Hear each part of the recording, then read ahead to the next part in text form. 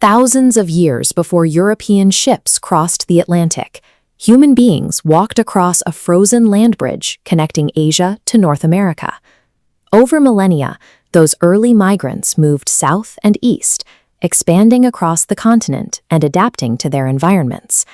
They eventually established at least 9 distinct geographic and cultural regions. These societies developed highly specialized agricultural techniques. Long before contact with the outside world, they independently cultivated crops like corn and tobacco, engineering wild plants into staple foods that sustained massive populations. Their engineering capabilities matched their agricultural advances. In the Southwest, Pueblo communities built complex, multi-tiered stone cities carved directly into cliffs and canyons. European colonists entered a landscape already defined by complex borders and ancient engineering, a continent they would spend the next several centuries systematically displacing. By 1776, the original 13 colonies separated from Great Britain to gain absolute political and economic freedom.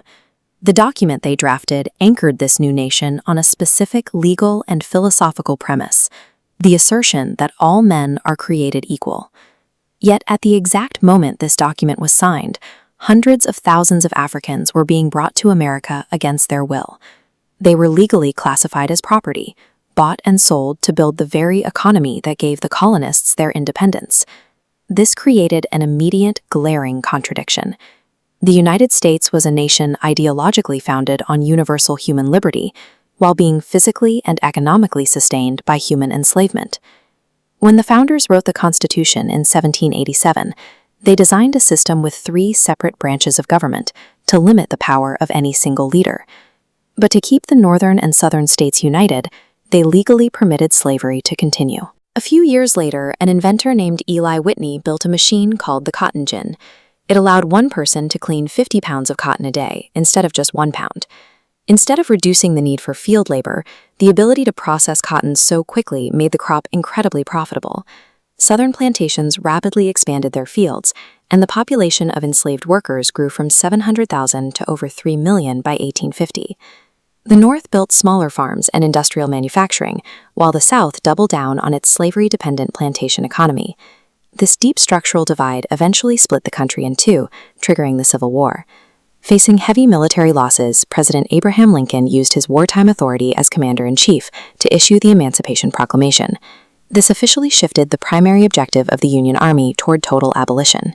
After the war, Congress added 3 amendments to the Constitution, outlawing slavery, granting birthright citizenship, and guaranteeing voting rights for Black men. But altering the legal text did not instantly alter the physical reality of the South, creating decades of systemic segregation known as Jim Crow. Entering the mid-20th century, a new generation of activists realized they had to force the government to enforce its own laws. Their strategy was to weaponize the First Amendment, using freedom of speech, assembly, and the right to petition to highlight the nation's hypocrisy. Citizens began organizing transit boycotts and sit-ins. They deliberately absorbed state punishment, accepting arrests and fines to create legal conflicts that could be pushed all the way to the Supreme Court. Local governments pushed back hard. When 9 Black students enrolled in a Waite High School in Little Rock, Arkansas, state leaders deployed the National Guard to block them, forcing the president to send in federal troops just to escort the children into the building. To maintain pressure, organizers escalated from local boycotts to highly visible nationwide demonstrations. Gathering hundreds of thousands of people in the nation's capital made it impossible for Congress to ignore the demand for comprehensive civil rights legislation. Martin Luther King Jr. articulated the moral argument that America was failing to honor its own founding blueprint, challenging the nation to finally live up to the equality it had put in writing. Through decades of physical endurance and legal strategy, these citizens proved that equal rights are never passively handed down by a government. They have to be actively extracted by people, forcing the system to work for everyone. While those domestic battles were being fought, the United States was simultaneously projecting its military and industrial power outward, intervening in 2 massive world wars.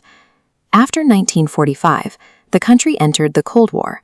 For nearly 50 years, the U.S. positioned itself on the global stage as the primary defender of free market capitalism against the spread of Soviet communism.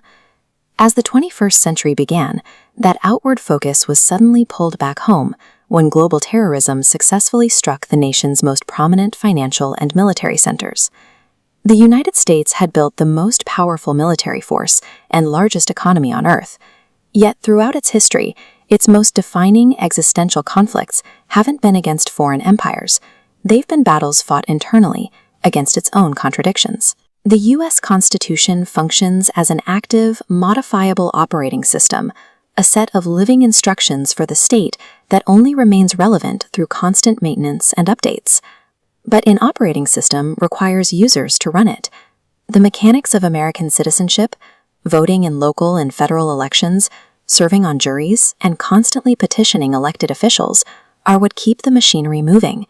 When organizers like Susan B. Anthony spent over 50 years fighting just to get women the legal right to vote, they proved that debugging this system requires intense, multi-generational persistence.